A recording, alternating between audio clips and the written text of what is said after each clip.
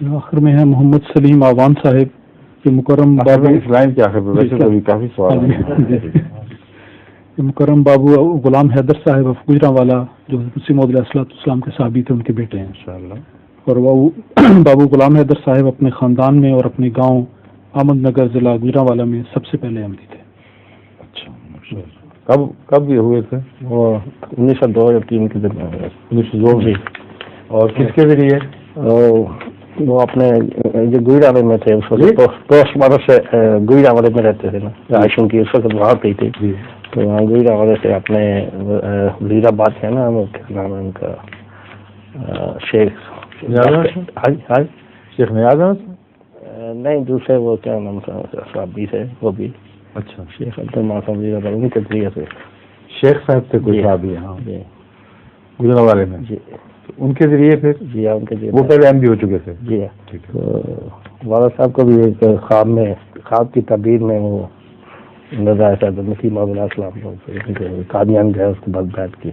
کیا خواب تھی وہ؟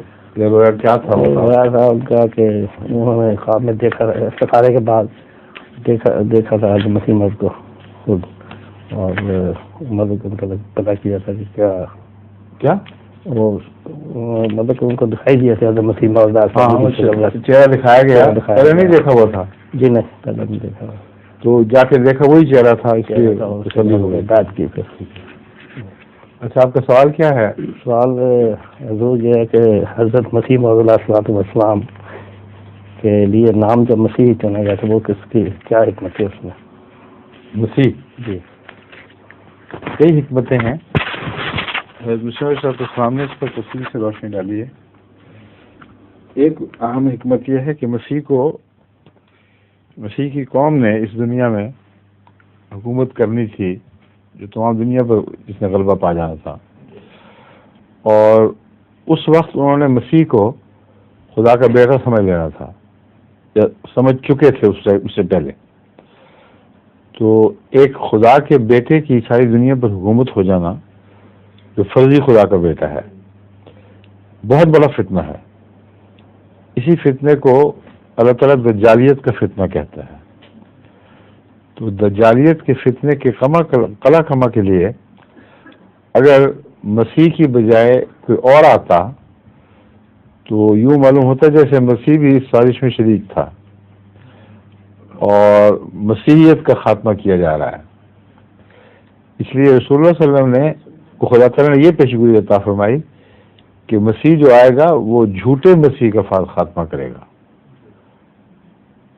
بس مسیح کا لقب دینا آنے والے امام کو مسیح کی بریت کرتا ہے،